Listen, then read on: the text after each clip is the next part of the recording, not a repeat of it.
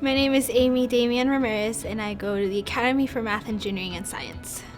Being a civil liberties activist to me means be aware of an issue going on in the community and taking an action to make that change and bringing the people together who support your issue and just making it one big project.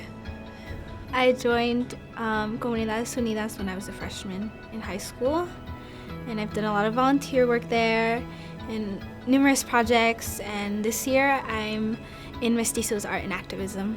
We're in spring semester, we're doing our research projects, so we all get into our groups and talk about what we've done and what we plan to do in this 2 hours, and then what we're planning to do for the next time.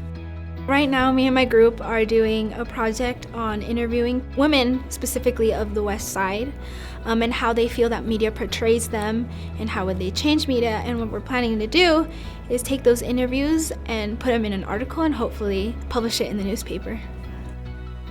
Last year, we came up with a campaign called Awaken, which is for people who work and don't know their rights. So we're mostly focused with immigrants because they don't know how to read or speak English, and we focus mostly on construction workers and people who work in hotels.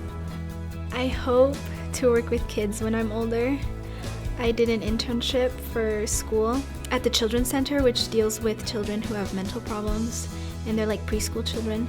So I interned there, and it was a really fun experience, and it really made me realize that I do want to work with kids, that's what I love doing.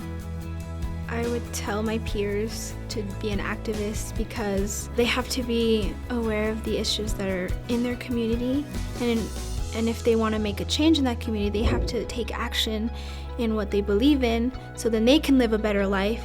And also you meet new people, you learn many new things, and you create so many skills like public speaking and being a good presenter, which we'll use later in life, because if you have a job later, then you'll have to use those skills.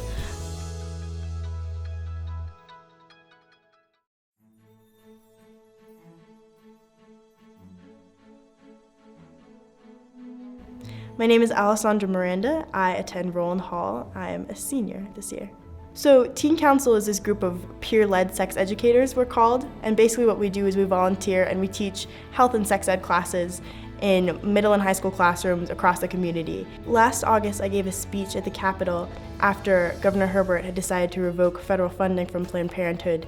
The speech was really a cry to the community and to Governor Herbert and other legislators that revoking funding from Planned Parenthood is dangerous for the Utah community. And in particular, I talked about the work that Teen Council has done and how when we teach out in the community, we really are empowering kids to seek information about themselves and their body and their relationships so that they know how to prevent sexually transmitted infections, they know how to prevent teen pregnancy, they know how to step in when they think a friend is in an unhealthy or abusive relationship.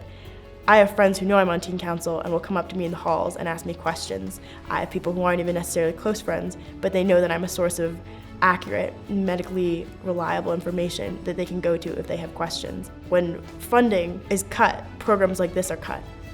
So as editor of the literary magazine, I've really come to notice that the work that people write gives us insight into how people feel and the general human condition. And I think that providing a forum where students can openly express what they're feeling, what they're thinking about, is very important, both for them to have catharsis, but also for the reader, who is probably struggling with a lot of the same issues.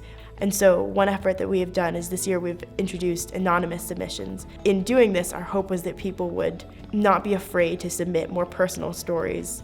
Rowland Hall is a rather diverse community, racially, socioeconomically, religiously, but we don't often get the chance to talk about those beliefs and to ask questions about these topics that we sometimes shy away from talking about, especially with adults, but are really important for us to understand.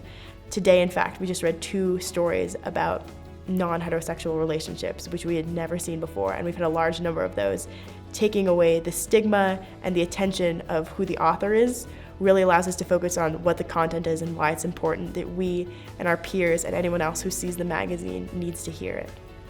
It's important for young people to become activists because our beliefs are not our own. exclusively. Other people feel the same things we feel, other people fear the same things, other people want to see the same changes. But we are in a unique position with college campuses, social media, politicians wanting to hear from us, wanting to put our beliefs into action. So if you have the chance to act, you should do it, because you're not alone in your beliefs, and someone else is dying to hear you say the same things that they're feeling.